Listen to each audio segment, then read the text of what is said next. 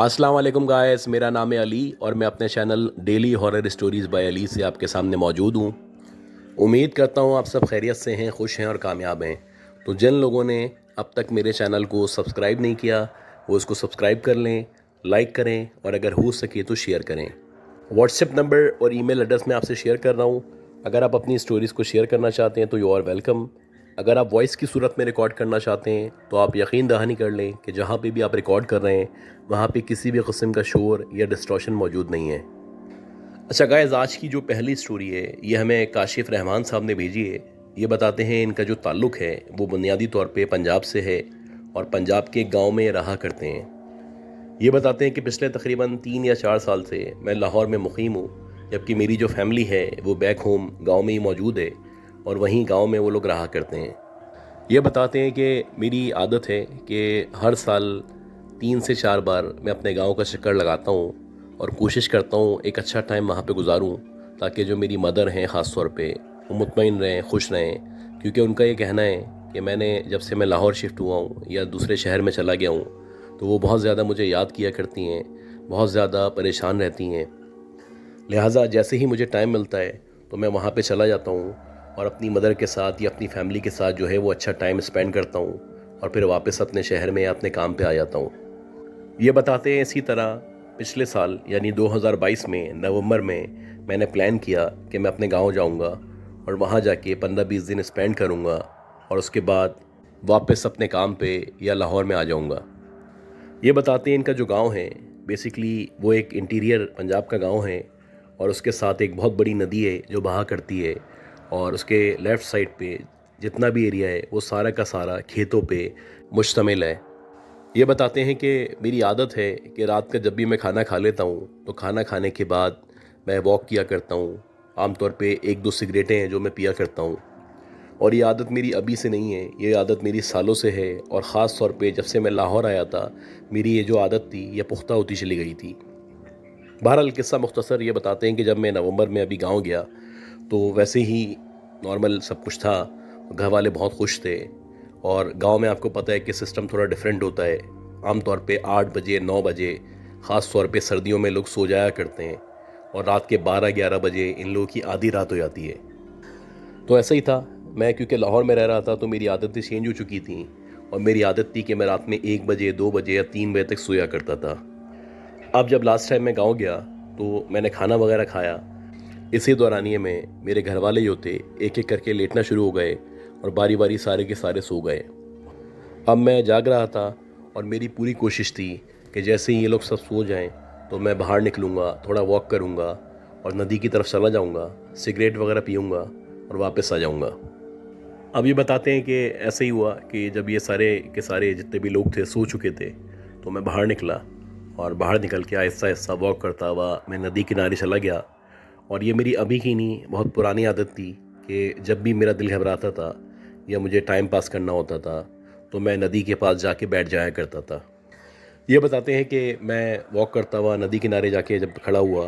तो चांदनी जो है अपने उरूज पे थी। चांद की शायद 14 तारीख़ थी और पूरी की पूरी जो नदी थी उसके ऊपर ऐसा लग रहा था चांद उतर चुका है और चारों तरफ रोशनी फैली हुई थी। अब ये बताते हैं कि पहले मैंने एक सिगरेट पी, उसके बाद दूसरी सिगरेट जलाई और मैं वहाँ बैठा हुआ था। बैठे बैठे तकरीबन आधा घंटा गुजर चुका था। उसके बाद एकदम से ऐसा हुआ, मुझे महसूस होने लगा जैसे कि फ़िज़ा में, माहौल में एक कोई सुरीली सी आवाज़ है जिसने गुनगुनाना शुरू किया है। और आहिस्ता आहिस्ता करके जब मैंने कन्फर्मेशन की तो यकीनन ये किसी औरत की आवाज़ थी। कोई औरत थी, कोई लड़की थी जो मुसलसल गुनगुना रही थी और उसकी जो आवाज़ है वो इस कदर सुरीली थी कि महसूस हो रहा था कि उसकी जो आवाज़ है वो कानों में रस घोल रही है।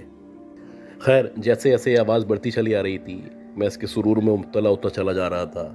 मेरी समझ ही नहीं आ रहा था कि आवाज़ कहाँ से आ रही है, क्योंकि मेरे सामने नदी थी, पीछे की तरफ खेत थे और जहाँ तक मेरी नज़र जा रही थी कोई भी मौजूद नहीं था।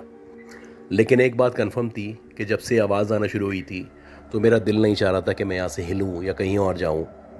अब तकरीबन 10 से 15 मिनट तक मैं मुसलसल ये आवाज़ सुनता रहा और आहिस्ता आहिस्ता करके ये जो आवाज़ थी ये बढ़ती चली गई और ऐसा लगने लगा कोई बहुत करीब आ रहा है।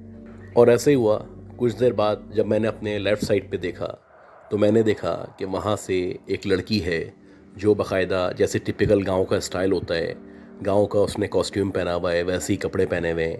اس کے ایک ہاتھ میں مٹکا موجود ہے اور وہ میری طرف چلتی ہوئی آ رہی ہے اور مسلسل کچھ گنگنا رہی ہے۔ اب یہ بتاتے ہیں جیسے جیسے وہ لڑکی قریب آتی چلی آ رہی تھی، ویسے ویسے لگ رہا تھا کہ میں اس کے سحر میں مبتلا ہوتا چلا جا رہا ہوں۔ اور جب وہ بالکل قریب پہنچ چکی تھی تو میں نے دیکھا کہ اس نے اپنے سر پہ یا اپنے چہرے پہ گھونگھٹ ڈالا ہوا ہے اور اس کا آدھا چہرہ مجھے نظر آ رہا ہے، اور جتنا چہرہ مجھے نظر آ رہا تھا تو بظاہر ایسا لگ رہا تھا کہ بہت ہی کوئی حسین و جمیل لڑکی ہے جو اس گھونگھٹ کے پیچھے موجود ہے۔ حالانکہ نارملی اب گاؤں میں یا اس طرح کے ماحول میں ایکسپیکٹ نہیں کرتے کہ رات میں، بلکہ اتنی رات میں، سردیوں کی رات میں، کوئی ایک لڑکی، حسین و جمیل لڑکی یہاں پہ آ کے کھڑی ہو جائے یا مجھ سے بات کرے یا اس طرح گنگناتی پھرے۔ خیر، میں مکمل طور پہ اس کے سحر میں مبتلا ہو چکا تھا اور میں مکمل طور پہ بے بس لگ رہا تھا کہ اسی دورانیے میں اس لڑکی نے گنگنانا بند کیا، اور جیسے ہی اس نے گنگنانا بند کیا تو ایسا لگا میں اپنے سینسز میں آ چکا ہوں یا میں اپنے ہوش میں آ چکا ہوں، کیونکہ جب وہ گنگنا رہی تھی تو ایسا لگ رہا تھا کہ میں کچھ نہیں کر پا رہا، بس اس کی جو سریلی آواز ہے اس کو سنتا چلا جا رہا ہوں اور اس کے سحر میں مبتلا ہو چکا ہوں۔ اب بہرحال جب اس نے گنگنانا بند کیا تو میں نے اس سے پوچھا کہ یہ لڑکی تم کون ہو، یہاں پہ کیا کر رہی ہو؟ اب یہ سوال سن کے وہ جو لڑکی تھی اس نے کوئی جواب نہیں دیا، اور اس نے اپنے جو دوپٹے کا پلو تھا وہ اپنے دانتوں میں دبایا، کیونکہ مجھے اس کا آدھا منہ نظر آ رہا تھا، اور پیچھے کی طرف جانے لگی۔ اب یہ بتاتے ہیں بڑا عجیب سا بیہیویئر تھا جو اس نے کیا تھا۔ اب یہ بتاتے ہیں کہ کچھ دیر خاموش رہنے کے بعد میں نے اس سے دوبارہ پوچھا کہ بتاؤ اے لڑکی تم کہاں سے آئی ہو، تم کون ہو؟ یہ بتاتے ہیں کہ جب میں نے دوبارہ اس سے پوچھا تو اگین اس نے کوئی جواب نہیں دیا اور ایک دم سے پیچھے ہٹی، اور جیسے ہی پیچھے ہٹی تو اس کے بعد اس نے گول گول جھومنا شروع کر دیا۔ اب یہ جو کچھ ہوا تھا یہ کچھ سیکنڈز کے اندر اندر ہوا تھا، اور جیسے ہی اس نے گول گول گھومنا شروع کیا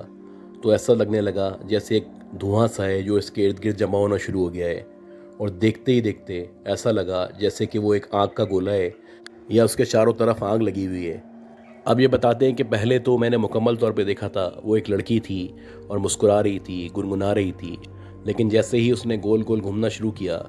تو دیکھتے ہی دیکھتے وہ جو لڑکی تھی وہ ایک شعلے میں تبدیل ہو چکی تھی، اور ایسا لگ رہا تھا کہ کوئی بہت لمبی سی یا بڑی سی آنکھ کا گھیرا ہے جو مسلسل گول گول گھوم رہا ہے۔ اب یہ جو کچھ ہوا تھا یہ کچھ سیکنڈز کے اندر اندر ہوا تھا، اور میں بڑا حیران تھا، پریشان تھا کہ ایسا کیسے ہو سکتا ہے۔ ابھی میں نے اس لڑکی سے بات کرنے کی کوشش کی ہے، اور دیکھتے ہی دیکھتے کچھ سیکنڈز کے اندر اندر یہ جو ہے آگ میں تبدیل ہو چکی ہے۔ اب جب میں نے یہ منظر دیکھا تو میں آہستہ آہستہ کر کے پیچھے ہٹنے لگا، اور مجھے اندازہ ہو گیا کہ یقیناً کوئی چھلاوا ہے یا کوئی شیپ شفٹر ہے یا کوئی چڑیل ہے، کیونکہ ہم ایکسپیکٹ نہیں کرتے کہ ایک عام انسان یا ایک عام لڑکی آگ میں تبدیل ہو سکتی ہے۔ اب یہ بتاتے ہیں کہ میں آہستہ آہستہ کر کے پیچھے ہٹا اور میں نے زور زور سے آیت الکرسی پڑھنا شروع کی، اور جیسے ہی میں نے آیت الکرسی پڑھنا شروع کی تو میں نے دیکھا یہ جو آگ ہے یہ مجھ سے دور ہوتی چلی آ رہی ہے اور پیچھے کی طرف جانا شروع ہو گئی، اور دیکھتے ہی دیکھتے 10 سے 15 سیکنڈ کے اندر یہ کھیتوں کی طرف چلی گئی اور ایک دم سے غائب ہو گئی۔ اب یہ بتاتے ہیں کہ میں وہاں سے واپس مڑا اور جتنا تیز بھاگ سکتا تھا میں بھاگا، اور بھاگ کے جیسے تیسے کر کے اپنے گھر پہنچا۔ اور جب میں اپنے گھر پہنچا تو میری حالت غیر ہوئی ہوئی تھی، اور اتفاق سے جو میری مدر تھیں وہ جاگ رہی تھیں، وہ پریشان تھی کہ میں کہاں چلا گیا ہوں۔ بہرحال جیسے ہی میں اپنے گھر میں پہنچا تو میں نے اپنی ماں کو سارا کا سارا واقعہ بتایا، تو انہوں نے کہا تمہیں اتنی رات میں ندی کے کنارے نہیں جانا چاہیے تھا، کیونکہ یہ جو ندی ہے اس کے بارے میں بہت سارے قصے کہانیاں ہیں جو مشہور ہیں، اور بہت سارے لوگوں نے یہاں پہ مختلف عورتوں کو دیکھا ہے جو ایک دم سے اپنا روپ تبدیل کر لیتی ہیں۔ خیر بہرحال میں جیسے ہی گھر آیا تھا تو اسی وقت سے مجھے محسوس ہونا شروع ہو گیا تھا کہ جیسے میری طبیعت جو ہے وہ خراب ہونا شروع ہو گئی ہے، اور جیسے ایسے وقت گزرا مجھے تقریباً 103 104 بخار ہو چکا تھا، میں شدید بخار میں تپ رہا تھا، میری حالت غیر ہو چکی تھی، لیکن جو میری مدر تھی وہ مسلسل میرے سرانے بیٹھ کے قرآن کی تلاوت کر رہی تھی اور پانی پہ دم کر کے مجھ پہ چھڑک رہی تھی۔ یہ بتاتے ہیں کہ میں نے جو بھی 10-15 دن وہاں پہ گزارے اپنے گھر میں، اس دورانیے میں شدید بیمار رہا، اور اس کے بعد جب میں واپس لاہور آیا تو اللہ کا شکر ہے کہ میری آہستہ آہستہ کر کے طبیعت ٹھیک ہو گئی۔ لیکن اس کے بعد میں نے اپنے گھر والوں کو بھی تاکید کر دی، اپنے دوستوں کو بھی بتا دیا، بلکہ پورے کے پورے گاؤں کو بتا دیا کہ جو بھی باہر نکلے وہ کوشش کرے رات کے ٹائم میں خاص طور پہ اس ندی کے کنارے یا اس لیک کے کنارے کبھی بھی نہ جائے، کیونکہ اگر کوئی ایسی غلطی کرے گا تو یقیناً اس کا سامنا اسی عورت سے یا اس طرح کی عورتوں سے یا دیگر مخلوقات سے ہوگا۔ اچھا گائز، آج کی جو دوسری سٹوری ہے یہ ہمیں مس ناز نے بھیجی ہے۔ یہ بتاتی ہیں ان کا بنیادی طور پہ جو تعلق ہے وہ پنجاب سے ہے، اور پچھلے سمجھ لیں کہ 17 یا 18 سال سے یہ لاہور میں مقیم ہیں۔ یہ بتاتی ہیں کہ جب یہ لاہور شفٹ ہو رہے تھے تو اس سے پہلے انہوں نے کافی ہوم ورک کیا تھا، کافی سارے گھر دیکھے تھے، کافی کوششیں کی تھیں، تو تب جا کے ان کو ایک گھر پسند آیا تھا۔ یہ بتاتی ہیں کہ ان کے جو فادر ہیں وہ ظاہر سی باتیں ریٹائر ہوئے تھے، تو ان کے پاس ایک ٹھیک ٹھاک اماؤنٹ تھی اور وہ چاہتے تھے لاہور کے اندر کوئی بہت بڑا سا بنگلہ یا حویلی لیں۔ خیر بہرحال کافی کوششوں کے بعد ان کو کم پیسوں میں بہت معیاری یہ حویلی مل رہی تھی، تو لہٰذا ان لوگوں نے یہاں پہ خریدنے میں اور سیٹل ہونے میں عافیت جانی۔ اب یہ بتاتی ہیں کہ جب ہم لوگ یہاں پہ شفٹ ہوئے تو ظاہر سی بات یہ بہت بڑا گھر تھا اور ہمارے گھر کے افراد اتنے زیادہ نہیں تھے، تو جیسے ہی ہم شفٹ ہوئے اس کے 2-3 دن بعد سے ہی مختلف واقعات ہونا شروع ہو گئے۔ جیسے کہ یہ بتاتی ہیں کہ ہم جو 5-6 بہن بھائی تھے اور ہمارے والدین تھے، تو رات میں جب ہم کھانا کھا رہے ہوتے تھے، خاص طور پہ کھانے کے ٹائم پہ جب ہم سب کے سب لوگ ایک ہی کمرے میں موجود ہوتے تھے، تو اس وقت اکثر ایسا ہوتا کہ گھر کے جو دروازے ہیں وہ خود بخود بجنا شروع ہو جاتے۔ اچھا، پہلے تو ہم سمجھتے تھے کہ ہو سکتا ہے کہ جو ہمارا نوکر ہے اس کے بچے ہیں یا نوکر ہے جو بجاتا ہے، تو ہم اگنور کر دیا کرتے تھے۔ لیکن جب یہ دوسرے دن تیسرے دن ہوا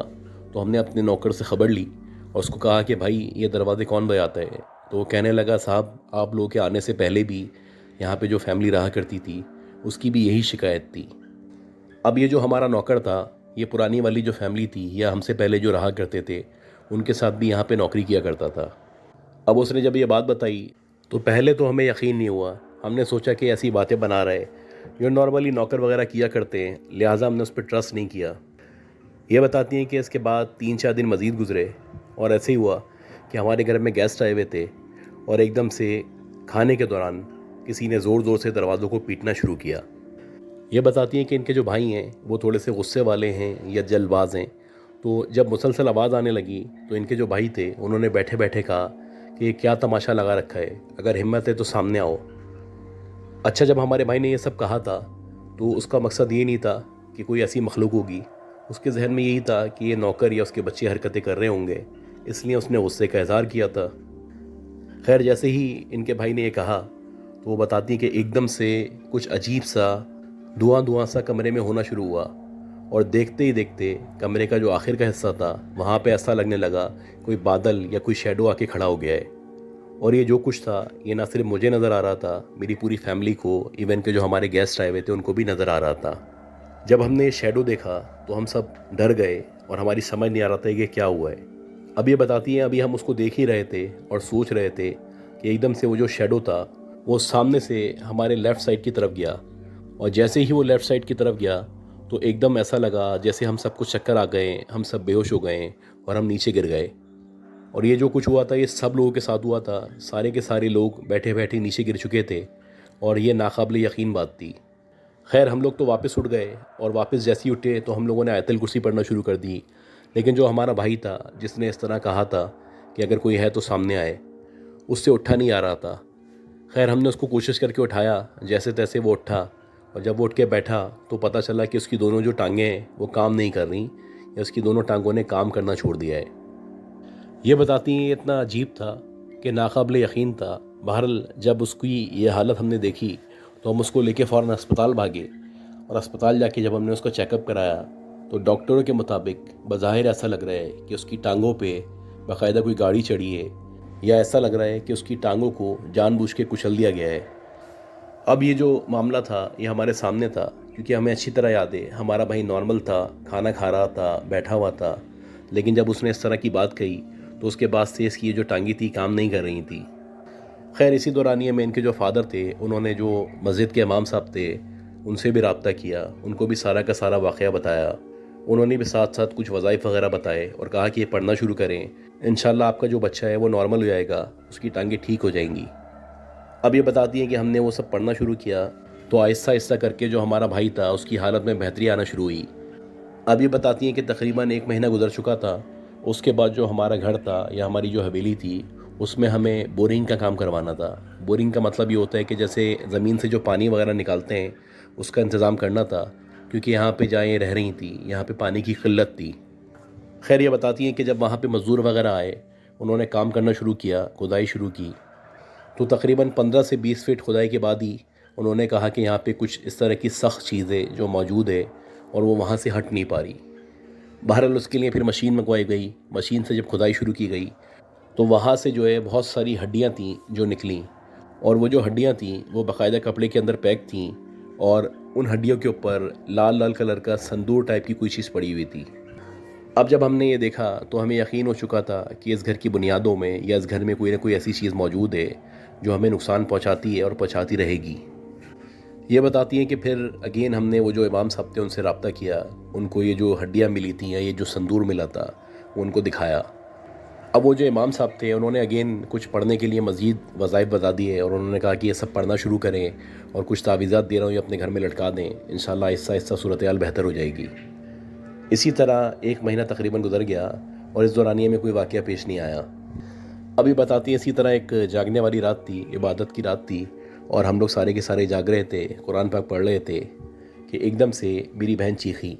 اور جیسے ہی میری بہن چیخی تو ہم نے اس کی طرف دیکھا، تو ہم نے دیکھا کہ وہ سامنے کی طرف یعنی کھڑکی سے باہر کی طرف دیکھ رہی ہے۔ اب یہ بتاتی ہیں کہ جب ہم نے بھی باہر کی طرف دیکھا تو ہم نے دیکھا کہ ایک کالا سا سایہ ہے جو وہاں پہ موجود ہے، اور وہ آگے پیچھے موو کر رہا ہے، اور جس طرف بھی وہ جا رہا ہے تو ایسا لگ رہا ہے کہ وہاں پہ جو بھی روشنی ہے اس کو ایبزارو کر رہا ہے۔ دیکھتے ہی دیکھتے وہ جو سایہ تھا وہ کھڑکی کے باہر سے ہمارے کمرے کے اندر آ گیا،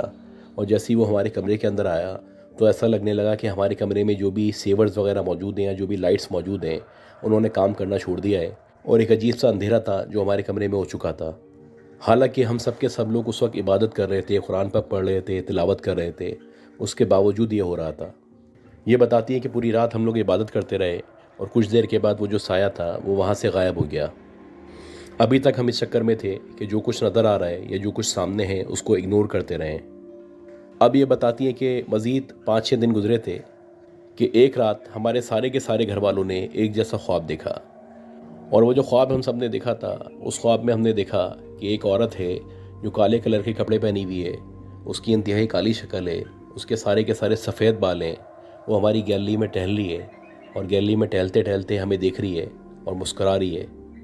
اچھا، اس کے بعد ہمارے فادر اس سے پوچھتے ہیں کہ تم کون ہو، یہاں پہ کیا کر رہی ہو؟ تو وہ کہتی ہے کہ جتنا جلدی ہو سکتا ہے تم لوگ یہاں سے چلے جاؤ، کیونکہ ہم لوگ تمہیں یہاں پہ رہنے نہیں دیں گے، ہم تم سے پہلے سے یہاں پہ موجود ہیں، اور یہ جو کچھ تم پڑھ رہے ہو اس سے ہم یہاں سے نہیں جانے والے۔ یہ خواب دیکھ کے سب کی آنکھ کھل گئی، اور جب سب کی آنکھ کھلی تو سب نے ایک دوسرے سے شیئر کیا، اور سب نے بتایا کہ ہم نے بھی یہی خواب دیکھا ہے۔ اب جو معاملات تھے وہ گمبھیر سے گمبھیر ہوتے چلے آ رہے تھے۔ ظاہر سی بات ہے، اتنی خواہشات سے، اتنی محنت سے ہمارے والد صاحب نے یہ مکان لیا تھا، اور ہمارا کسی بھی طرح موڈ نہیں تھا کہ اس کو چھوڑیں یا اس کو خالی کریں، کیونکہ نارملی ایک خریدے ہوئے گھر کو چینج کرنا آسان نہیں ہوا کرتا۔ اگر آپ کرائے پہ رہ رہے ہوں تو ظاہر سی بات ہے آپ فیصلہ کر سکتے ہیں کہ ہم اپنا گھر چھوڑیں، کسی دوسرے گھر میں چلے آئیں۔ اب یہ بتاتی ہیں کہ مزید کچھ دن گزرے تو ساری کی ساری فیملی، ہر بندے کے ساتھ سلیپ پیرالائسس کا مسئلہ ہونا شروع ہو گیا۔ ایسا ہوتا کہ رات میں سارے کے سارے سو رہے ہوتے، اور سوتے سوتے سب کی آنکھ کھلتی، اور جب ان کی آنکھ کھلتی تو ان کو باقاعدہ محسوس ہوتا کہ ان کی گردن پہ، ان کے سینے پہ کوئی آ کے بیٹھ گیا ہے، اور جب غور کرتے تو وہی کالی سی عورت ہوتی، اس کے سفید بال ہوتے، کالے کپڑے اس نے پہنے ہوئے ہوتے، اور وہ سب کا گلا دبانے کی کوشش کر رہی ہوتی۔ اب یہ بتاتی ہیں کہ جب یہ ہمارے ساتھ ہوتا تو ہم لوگوں کو ایسا لگتا ہمارا سارا کا سارا جو جسم ہے اس نے کام کرنا چھوڑ دیا ہے، ہم مفلوج ہو چکے ہیں۔ لیکن ایک دفعہ ایسا ہوا کہ جب میرے ساتھ سلیپ پیرالائسس ہوا تو میں نے ہمت کر کے مسلسل آیت پڑھنا شروع کی، اور ایسا لگا کہ پتہ نہیں کہاں سے میرے اندر طاقت آ گئی ہے، اور میں نے زور سے کھینچ کے ایک جو ہاتھ تھا اپنا وہ اس عورت پہ مارا جو میرے سینے پہ آ کے بیٹھی ہوئی تھی۔ اب یہ بتاتی ہیں جب یہ سب کچھ ہوا تو ایسا لگا میں سینسز میں نہیں ہوں، اور میری آنکھیں بند ہو گئیں، اور جب میری آنکھ کھلی تو میں نے دیکھا کہ میرے ہاتھ میں بہت شدید درد ہو رہا ہے، اور جب میں نے اپنے ہاتھ پہ غور کیا تو ایسا لگ رہا تھا کہ میرا جو ہاتھ ہے وہ کسی آگ میں ڈالنے کی وجہ سے جل چکا ہے یا جھلس چکا ہے۔ اب جب صورتحال اس قدر بڑھ گئی تو میرے جو فادر تھے انہوں نے کہا کہ فی الحال ہم لوگ جو ہے ایک کرائے کا گھر لے لیتے ہیں، اور یہ جو گھر ہم نے خرید لیا ہے اس کو بیچنے کی کوشش کرتے ہیں۔ اور ایسے ہی ہوا کہ جو ہمارے فادر تھے انہوں نے کرائے کا گھر لیا اور اس گھر کو بیچنے کے لیے ایڈ لگا دیا۔ بہرحال 3 مہینے کی کوششوں کے بعد اللہ اللہ کر کے گھر بکا، اور ہمیں ہمارے پیسے مل گئے۔ اس کے بعد یہ بتاتی ہے کہ دوبارہ سے ہم نے گھر لیا، اور جب ہم نے دوبارہ گھر لیا تو اس کو خریدنے سے پہلے استخارہ کروایا، اور استخارے میں جب ہاں آئی تو اس کے بعد ہی ہم نے اس کو پرچیز کیا. یہ بتاتی ہے کہ اب میں اپنے نئے گھر میں موجود ہوں اور اللہ کا شکر ہے کہ وہاں پہ ہم لوگ بہت سکون سے رہتے ہیں. وہاں پہ اس طرح کے واقعات اور معاملات پیش نہیں آتے. تو گائز امید کرتا ہوں آپ کو یہ جو سٹوریز تھیں یہ پسند آئی ہوں گی. اگر آپ کو یہ سٹوریز پسند آئی ہیں تو پلیز لائک کریں. لائک کرنا آپ کا میرے لیے بہت امپورٹنٹ ہے. شیئر کریں, سبسکرائب کریں اور دعاؤں میں یاد رکھیں کہ اللہ مجھے ہم سب کو صحت دے, زندگی دے, ہم سب کو کامیابی دے, ہمارے لیے آسانیاں فرمائے. اپنا خیال رکھیے گا. اللہ حافظ.